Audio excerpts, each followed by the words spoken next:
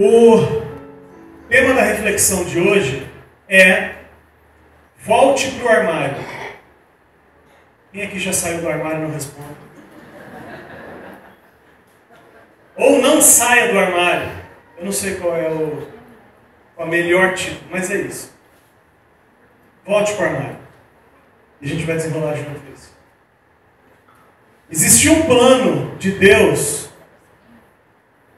quando Ele criou o homem. Ele criou o homem perfeito. E esse perfeito significa não tendo nenhum tipo de pecado ou de erro no homem. E o projeto de Deus não era adoração, porque adoração Deus tem. O projeto de Deus eram adoradores. O projeto de Deus não era ouvir músicas cantadas por nós. O projeto de Deus era uma família. Quando Deus criou o homem, Ele criou o homem perfeito para fazer parte da família dele. Esse homem perfeito, a gente não consegue imaginar o que é esse homem que foi criado por Deus. A gente vai ter a exata expressão do que éramos para ser quando a gente olha para o caráter de Jesus. Então Jesus é aquilo que a gente nunca deveria ter deixado de ser. A maneira como a intimidade de Jesus com o Pai é exatamente aquilo que nós deveríamos ter e não temos. Então Deus criou o homem perfeito, Deus criou gente para ser parte da família dele. E o homem, de forma deliberada, o homem pecou. O homem resolveu ser independente de Deus. E o homem falou assim: Deus, não me importa muito o que você acha a respeito das coisas. Eu é que sei o caminho que eu tenho para mim. E não interessa se você falou para não comer desse fruto, mas eu vou comer desse fruto. E aí a Eva foi lá, sempre a esposa, sempre a mulher. Mentira. Mas no caso deles foi a mulher. Aliás, faço um parênteses. Essa semana é aniversário da minha esposa. Quero só agradecer a Deus pela vida dela, pela parceria dela e pelo pequeno gergelim que está vindo. Já contei por que gergelim, vocês sabem? Porque quando a gente descobriu que ela estava grávida, o aplicativo disse que era do tamanho de um gergelim. E para os pais, os filhos nunca crescem, não é isso? Então eu sempre vou chamar ele de gergelim. Orem por ela depois. Tem sido uma bênção mesmo, sem demagogia nenhuma. Ok. Então o homem, que tinha somente Deus como seu Senhor, ele rompeu com o Criador e disse: não quero você mais como Senhor da minha vida, eu quero ser o Senhor da minha própria vida. Isso era uma ilusão, porque de uma hora que ele fez isso e disse: eu quero ser o Senhor da minha vida, junto nesse pacote vieram outras coisas que se fizeram senhores da nossa vida. E o domínio que era para ser só Deus sobre nós, passou a ser de muitas coisas e principalmente de nós mesmos. A solução, então, irmãos, presta atenção. Etapa 1 da pregação. Deus criou o homem perfeito, tinha um plano fantástico para nós. O pecado rompeu e fez separação entre Deus e os homens. E a solução para voltarmos ao que deveríamos ter sido é a cruz de Jesus. Até aqui claro, meus irmãos? Claro? Amém? Existe uma tendência nossa de colocar a culpa no diabo. Alguém já viu isso? Já fez isso? Uma tendência nossa de colocar a culpa no diabo. Mas na verdade o diabo ele só coloca lenha na fogueira. Ele só pega algo que já é a sua fraqueza. A Bíblia chama isso uma palavra esquisita, fala concupiscência. O diabo pega aquilo que é o seu tendão de Aquiles e ele te sugere algumas coisas. Por exemplo, eu sou muito consumista. Aí o diabo faz uma promoção na Arezzo.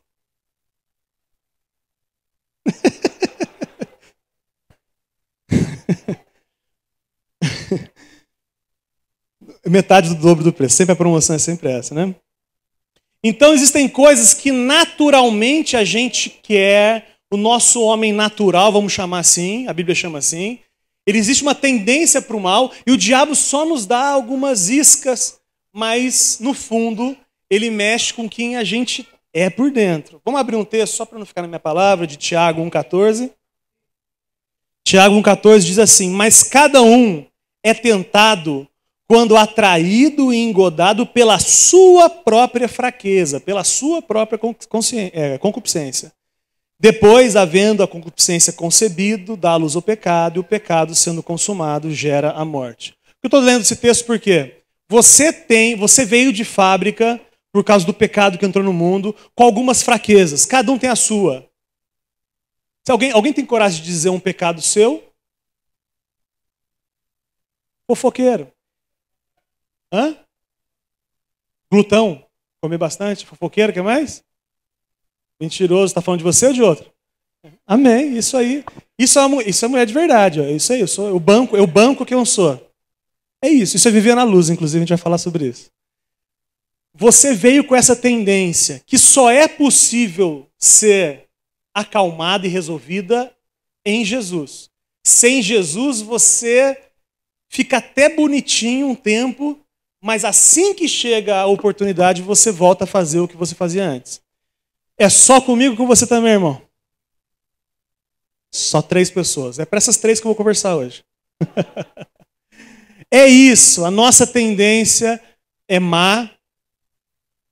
E aquilo que você faz quando ninguém te vê fazendo é o que define você. Eu já falei muitas vezes essa frase, mas eu sou apaixonado por ela, que é do pastor Dinho Ouro Preto, que diz que... Não conhece o pastor Dinho Ouro Preto? Não? Da Igreja Assembleia de Deus Capital Inicial, amém? Vamos cantar um hino aqui? Não? Mas ele diz, o que você faz quando ninguém te vê fazendo e o que você queria fazer se você fosse invisível, se ninguém pudesse te ver. Isso define quem você é. O que você faz escondido e o que você queria fazer se pudesse fazer qualquer coisa. Isso seria você. Então o que a Bíblia mostra, nos traz, é um conflito. O que eu realmente desejo, e agora é hora de você refletir. O que é que você realmente deseja em todos os aspectos da sua vida? E a segunda pergunta é, eu deveria desejar isso que eu desejo? E eu vou saber se eu deveria desejar isso que eu tenho desejado quando eu conheço a palavra de Deus. Sem conhecer a palavra de Deus, você nem sabe se está certo ou errado o seu desejo no coração. Então, eu devo refletir. O que eu realmente desejo? 2, eu deveria desejar isso que eu desejo? 3, o que é que Deus deseja?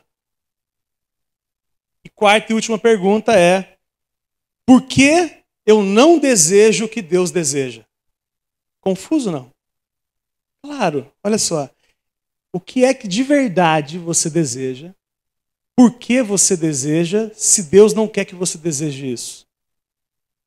Essa é a tensão que o texto fala. Eu queria abrir em Romanos com vocês, Romanos 7. Pode ser a partir do versículo 15. Vamos ler junto? Romanos 7,15 diz assim. Todo mundo achou? Eu não entendo o que eu faço, pois não faço o que eu desejo, mas o que eu odeio. E se eu faço o que não desejo, eu digo que existe uma lei boa a ser seguida. 17. Nesse caso, não sou eu quem faz, mas o pecado que habita em mim. Sei que nada de bom habita em mim, isto é, na minha carne, porque tenho o desejo de fazer o que é bom, mas não consigo realizá-lo. 19. Pois o que faço não é bem o que desejo, mas o mal que eu não quero fazer, esse eu continuo fazendo. Ora, se eu faço o que não quero, já não sou eu quem faz, mas o pecado que habita em mim. Assim encontro esta lei que atua em mim. Quando quero fazer o bem, o mal está junto de mim. Pois no íntimo do meu ser tenho prazer na lei de Deus, mas vejo outra lei atuando nos membros do meu corpo, guerreando contra a lei da minha mente. tornando-me prisioneiro da lei do pecado que atua em meus membros. Aí o 24, miserável homem que eu sou, quem me libertará do corpo sujeito a esta morte? Dá um pause aí. Jesus está dizendo que existe um conflito interior entre o que eu deveria fazer e o que eu faço. Entre o meu desejo de fazer o bem, mas eu não consigo. Ele fala de uma treta interna, onde eu queria muito fazer diferente, mas eu não consigo. Alguém aqui tem essa experiência? Não diga amém, diga misericórdia, né? Eu queria muito ser diferente, mas eu não consigo ser diferente. Porque eu vejo em mim atuando uma força que me obriga a fazer aquilo que eu não queria fazer. É o que Paulo está dizendo. Aliás, ele fala isso já depois de convertido. Mas esse é outro assunto. Então existe uma tentativa, irmãos. Vamos junto aqui que está legal, o assunto é bom. Quando você sair daqui, eu espero que você saia desafiado mesmo. Existe uma tendência que não é nova, que é antiga, que é repetitiva, inclusive. Existe uma tendência que hoje a gente está voltando a usar, que é a sair do armário. Alguém aqui já foi? Já usou essa brincadeira? Já? Fulano saiu do armário? Quando a gente diz que o fulano saiu do armário, a gente está dizendo o quê? Ele se revelou o que ele era. Boa, gostei. É uma frase que diz assim: a partir de agora, o fulano já não se esconde mais, o fulano age pelos próprios impulsos. Aqui, o desejo dele é que a partir de hoje começa a comandar as atitudes dele. Eu não estou falando só da questão da homossexualidade. Estou dizendo sobre qualquer aspecto. E esse discurso ele é sempre legitimado por testemunhos de felicidade pós-confissão. Por exemplo, eu só fui feliz quando eu saí de casa e fui morar com a minha amante. Eu só fui feliz quando eu me assumi homossexual. Eu só fui feliz quando... Ajuda? Eu fui no rodízio. Amém? Sempre os testemunhos de sair do armário é quando eu saí do armário, quando eu comecei a satisfazer os meus impulsos mais íntimos, foi quando eu fui feliz. O problema é que eles nunca mostram o dia seguinte daquele e viveram felizes para sempre. Filme é sempre assim, não é assim? Filme, o cara vem, o cara, o mocinho, cachoeira, helicóptero, mergulha, salva a menina, boca a boca, etc. E viveram felizes para sempre. E o dia depois do viveram felizes para sempre? O filme nunca mostra. O filme nunca mostra. A falsa ilusão de felicidade, quando está distante do projeto de Deus, é o que nos tentam ensinar e nos estimular a sair do armário.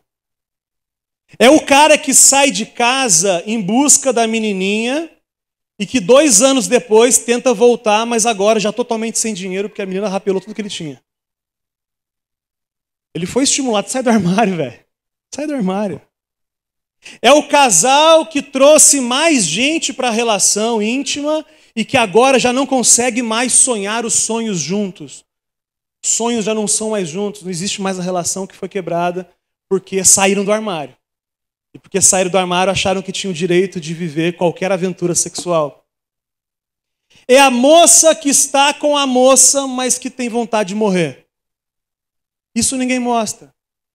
Porque o que a Bíblia ensina para a gente é que a maneira nossa de viver fora do projeto de Deus é uma maneira vazia de se viver. Só que o estímulo que as pessoas nos dão é sai do armário. Sai do armário. Primeira pergunta, é legítimo uma pessoa se assumir como é? Talvez. A Michelle acabou de, com muita ousadia, se assumir fofoqueira.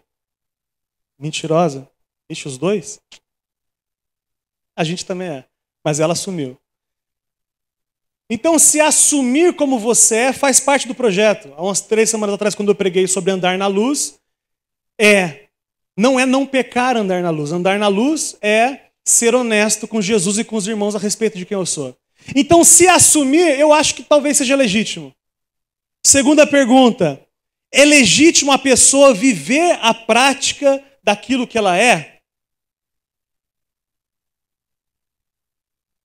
Não. Ou às vezes. Se você já é transformado por Jesus, é legítimo. Mas se você ainda é aquilo que não agrada a Deus, aí não é legítimo. A gente vai tentar falar sobre isso. Se a sua prática, irmão, está fora do projeto de Deus, lembra do projeto inicial de Deus, que foi rompido pelo pecado? A gente começa a viver sozinho agora do nosso jeito. Esse jeito, se a gente não vive desse jeito, o resultado que você deseja, que é ser feliz. Eu dizia isso muito antes de conhecer Jesus. Tudo que se quer é ser feliz. E é verdade. Carpe diem, aproveite o dia. Não. Tudo que se quer é ser feliz. Mas o que eu estou dizendo para você é que viver do jeito que você tem vivido e não do jeito que Deus planejou para você, você não vai ser feliz. Só que parece esquisito isso, porque eu estou vivendo do jeito que eu quero. Só que não é do jeito que o Criador desenhou para você. E aí você vai se iludir sobre ser feliz, mas rapidinho o vazio existencial vai voltar a gritar na madrugada. A madrugada que você está sozinho, a madrugada fria, o vazio existencial vai gritar no meio do silêncio, porque você foi iludido em você, para você viver de um jeito que Deus não queria que você vivesse. Existe um texto da Bíblia, vamos abrir para vocês não dormirem, de Provérbios 14.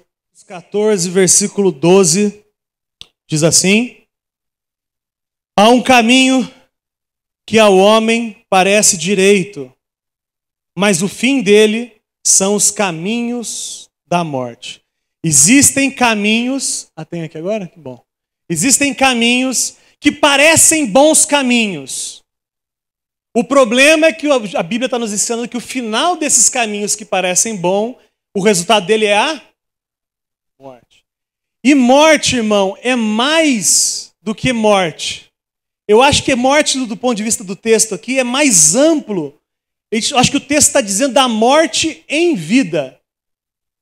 Viver do jeito que você tem vivido e não do jeito que o Criador estabeleceu para você viver, a Bíblia diz que isso é morte, isso não vale nada, isso é frívolo, isso acaba, isso é inútil, é fútil.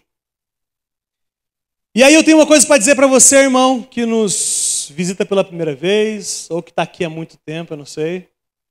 Mas conhecendo a vida que nos está disponível, a vida abundante que nos está disponível, eu posso garantir para você que a experiência da independência da vontade de Deus, e é o que muitas vezes você tem vivido, está muito mais ligado ao conceito de morte do que ao conceito de felicidade que você quer.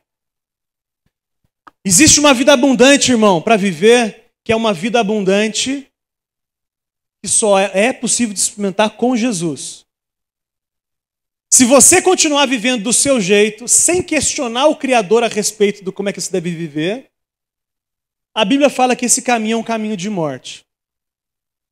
E aí, eu tenho um conselho para te dar, que é o que a Bíblia dá, não sai do armário não, irmão, fica no armário. Ou se você já saiu do armário, eu queria dizer para você voltar para o armário. Cutuca o irmão do lado e fala, volta para o armário. Mentira, não precisa fazer isso não. O Sandro é que adora. Os 5 irmãos em volta do Sandro, cutuca ele e fala, volta para o armário. Porque ele adora falar isso para o irmão do lado. Irmão, o que eu estou dizendo é o seguinte, sair do armário eu tenho vontade de fazer, eu faço. Isso é sair do armário. E o que eu estou dizendo para você é que você não tem o direito de sair do armário.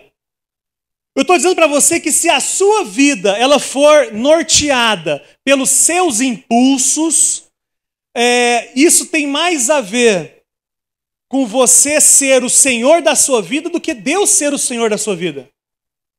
O que eu estou dizendo para você é que você fazer o que você tem vontade de fazer é uma relação absolutamente animalesca. Quem faz o que tem vontade de fazer é bicho. Alguém já viu um cachorro no cio?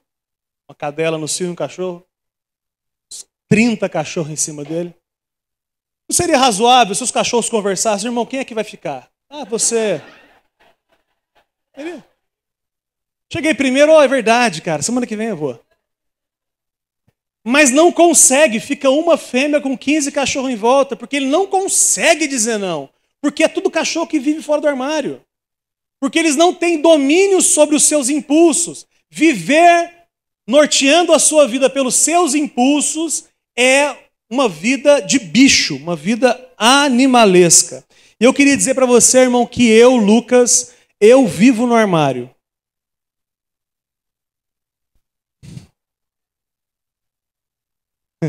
O cara só faz esse corte na internet. Pastor declara estar no armário.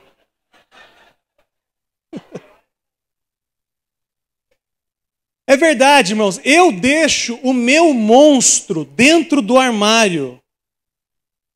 Quando meu filho ou a minha filha tiver com um pesadelo à noite e falar, papai, vem cá, tem um monstro no armário, eu vou dizer, sou eu mesmo, filha. Pode ficar tranquila que é o papai. Jesus está dando um jeito no monstro, fica tranquilo. Então, irmãos, ser dominado pelas próprias compulsões é uma relação animalesca. E está muito fora do projeto inicial de Deus, amém? Vocês entendem isso? O projeto que Deus desenhou lá atrás no Éden não é esse monte de gente com compulsão que não consegue dizer não para as próprias fraquezas. Esse não é o projeto de Deus. E aí eu queria dizer com você, falar com você que sempre disse, defendeu, você da internet, que sempre defendeu que as pessoas saíssem do armário. Eu queria dizer para você que aconselhar alguém a sair do armário com relação à homossexualidade é o mesmo que dizer para sua filha de 11 anos ir em frente com seus desejos pelo garoto da escola. Qual é a diferença? Se eu estou dizendo para um adulto, vai para cima, cara, tem vontade de fazer, faz, sai do armário. Eu estou dizendo a mesma coisa, menina, filha de 11 anos, vai para cima, é legítimo.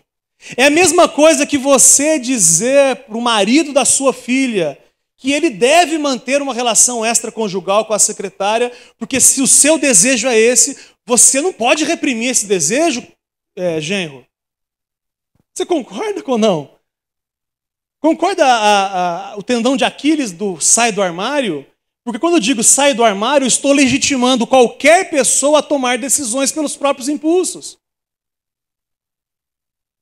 Ou você dizer para o seu vizinho pedófilo continuar com as práticas de pedofilia, já que ele nasceu assim. Pedófilo nasce assim, irmão. Nasce com essa distorção de caráter. Se ele nasceu assim, deixa o cara ser pedófilo. Afinal, seria um absurdo você mutilar a sua essência não praticando a pedofilia. Sai do armário, pedófilo. Você faz isso? Aí alguém vai dizer, Lucas, mas o pedófilo faz mal para uma criança. E se for consensual? E se for uma criança de 12 anos de idade, com um cara de 45, e ela dizendo, eu quero ter relação com ele? É consensual. Você vai dizer para o pedófilo, sai do armário?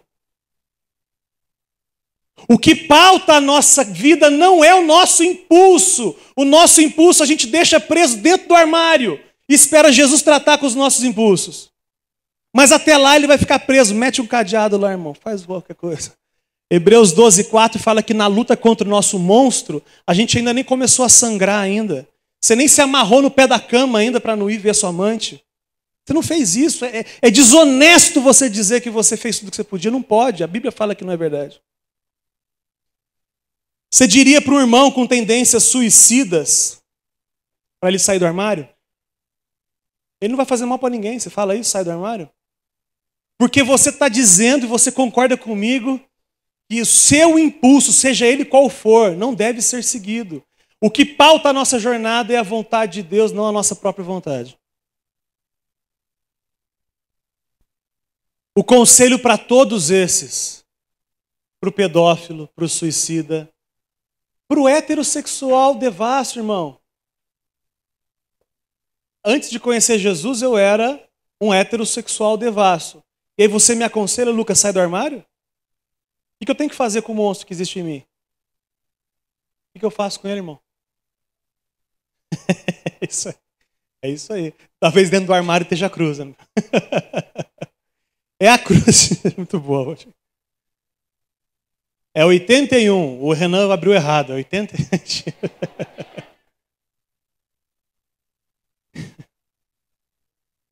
81:8. Estava dizendo sobre a vontade de Deus é que deve prevalecer, apesar da minha vontade. Diz assim: ouve-me, povo meu, e eu te atestarei. Ah, Israel, se me ouvires, não haverá entre ti Deus alheio, nem te prostrarás ante um Deus estranho. Eu sou o Senhor teu Deus, que te tirei da terra do Egito. Abre bem a tua boca e te encherei. Mas o meu povo não quis ouvir a minha voz, e Israel não me quis. Portanto, eu os entreguei aos desejos dos seus corações e andaram nos seus próprios conselhos.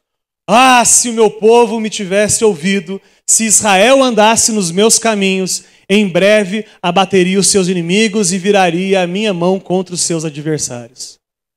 Continue. É só ouvir a voz de Deus e fazer do jeito que Ele quer. Se a gente faz do nosso jeito, desgraça. O conselho, então, para todos esses: o heterossexual, o heterossexual devasso que está casado, o homossexual, casado ou não, o pedófilo, o mentiroso, o suicida. Qual é o conselho? Fica no armário, cabeção. Fica no armário. Esse é o conselho. Até que Jesus transforme o seu coração, deixa o seu monstro no armário. Posso ouvir um amém por isso? Espera aí que o Jefferson não falou amém, Jefferson. Amém? E eu queria dizer uma coisa para você, irmão. É muito mais fácil sair do armário do que ficar no armário. Só homens e mulheres de verdade, homens e mulheres transformados pela palavra, que conseguem permanecer no armário até que os seus monstros sejam tratados aos pés da cruz. O mais fácil, irmão, você está achando que você é libertário? Você está achando que você é modernão? Estou saindo do armário. Aí vira um malandrão que vai para balada. Você está achando que você... Não, cara, o mais fácil é fazer isso que você está fazendo. O difícil mesmo é falar assim: eu sou assim, isso não agrada a Deus, a minha natureza vai ficar cravada na cruz até que Jesus me transforme. Em nome de Jesus. A gente sempre... Adolescentes questionam, e homens casados também questionam, por exemplo, a respeito de masturbação. Por que é errado? Como é que eu faço para me libertar disso? Aquelas perguntas de sempre. Evangelho simples, direto, mensagem assim. E a pergunta que eu sempre dou de volta é: por que existe alguma coisa que te escraviza tanto a ponto de você não conseguir não fazer? Entende que esse é o cerne da questão sobre qualquer pecado, especialmente sobre, a gente falou agora de masturbação, sobre qualquer pecado como é que eu faço para superar esse pecado? Não, a pergunta não é essa. A pergunta é: por que você é escravo de alguma coisa? Por que existe algo que você simplesmente não consegue dizer não? Você tem uma resposta para dar sobre isso? Responda você sobre os seus pecados. Por que é que você é escravo disso a ponto de você não conseguir falar não para esse pecado? Essa é a resposta. E o que está faltando nessa área é um coração transformado por Jesus. E eu não vou nem dizer que você não conhece Jesus. É possível que não também. Quem não conhece Jesus é escravo de todas as suas próprias vontades. Aquele que conhece Jesus começa a ser tratado nas próprias escravidões. E se está escravo, é porque está faltando cruz. Conhecereis a verdade. Eu sou o caminho, a verdade e a vida. Quem é que falou isso? Jesus é verdade? E conhecereis a verdade? É isso aí. Como é que então a gente trata gente que saiu do armário, então? Quem já tomou a decisão de sair do armário, como é que a gente como igreja trata esse cara? Com amor. Com exortação, claro. Porque dizer que algo é errado não é ser desrespeitoso, amém? Dizer isso com o olho cheio de lágrimas, porque sabe que é difícil, sabe que está doendo, o cara saiu do armário e está doendo muito voltar para o armário. Eu tenho que olhar esse cara com o olhar de Jesus, amém? Encontrar, e ele encontre no nosso olhar o olhar de Jesus, amém? Mas jamais aceitar dizer, tá certo se viver fora do armário. Não, irmão, você vai voltar para o armário. Mas é tão ruim lá, eu sei, cara. Fica perto do meu monstro lá, que eles ficam amiguinhos um pouco lá. Porque os nossos monstros devem ser tratados por Jesus. A gente vai tratar, a gente vai amar esse cara. A gente, inclusive, abre a porta do armário para esse cara. A gente ajuda a empurrar o monstro para o armário. A gente faz o que for necessário. Lembrando que quem mata o monstro não é a gente. Eu queria dizer para você que veio aqui hoje, que está entendendo que tem um monstro, que você está deixando ele fora do armário. Eu queria dizer primeiro para você botar ele no armário. Depois dizer que quem vai matar esse monstro é o Senhor Jesus.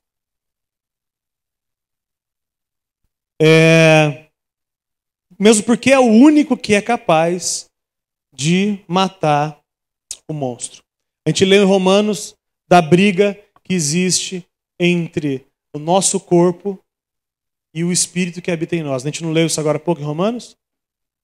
A gente leu isso. A gente leu que nós temos internamente uma briga constante entre o que eu deveria ser e o que eu sou. E o texto fala que o que eu sou, que luta contra o que eu deveria ser, o problema está no nosso corpo. Nosso corpo físico, carnal, na nossa natureza. E a gente vai entender como é que a gente transforma essa natureza aí já já. O entendimento então, irmão, não é de assumir como você é. A gente começou dizendo que existe um projeto de Deus. Lembra disso? Estava aqui, ó, no meu desenho manual, estava aqui, ó. Existia um projeto que foi o que Deus desenhou para a gente ser, que a gente deixou de ser quando a gente pecou. Todo mundo lembra disso?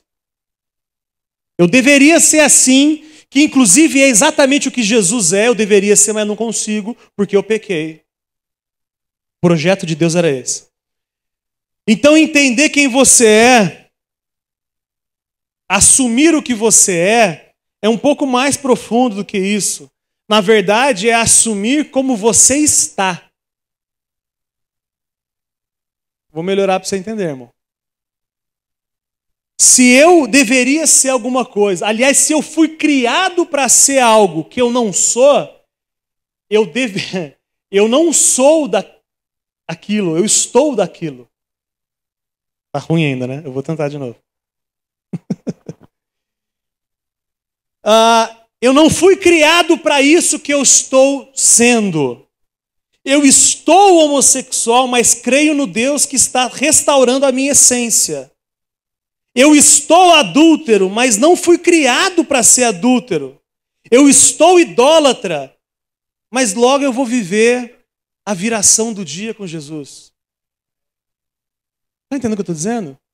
Porque se eu sou aquilo que eu não fui criado para ser, eu tenho que voltar a ser transformado para ser aquilo que eu nunca deveria ter deixado de ser. Você já tentou abrir uma chave, um parafuso fenda com chave Phillips? Alguém aqui já entendeu, não? Parafuso fenda com chave Phillips, já tentou abrir? Só eu que faço as gambiarras? Você vai de ladinho, né? Eu não sei quem já viu. Coloca meio de ladinho e torce assim, né? Pro lado assim. E aí regaça com tudo. Aí estraga o parafuso e estraga a chave Phillips. Porque você está fazendo uma coisa que você não foi projetada para fazer. Você tem vivido, se você não conhece Jesus, ouça isso. Se você já conhece Jesus, algumas áreas da sua vida você tem feito assim também. Que é fazendo e sendo algo que você não foi projetado para ser. E o que é que você foi projetado para ser? A imagem e semelhança de Jesus pertencente à família de Deus. Qualquer coisa diferente disso é gambiarra. E a gente insiste às vezes em viver assim.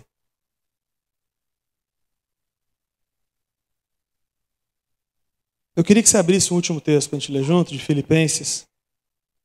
Filipenses, capítulo 3. Só para dar uma cutucada sobre isso, a minha esposa está lembrando aqui. Por exemplo, esposas que querem comandar o lar. Estão fazendo aquilo que não foram criadas para fazer. E aí, a princípio, até acha bonito bater no peito e falar que manda em casa. Mas lá no escuro, na madrugada escura, é infeliz. Eu não conheço nenhuma mulher que manda em casa que é feliz. De verdade. Porque não está fazendo aquilo que foi criado para fazer.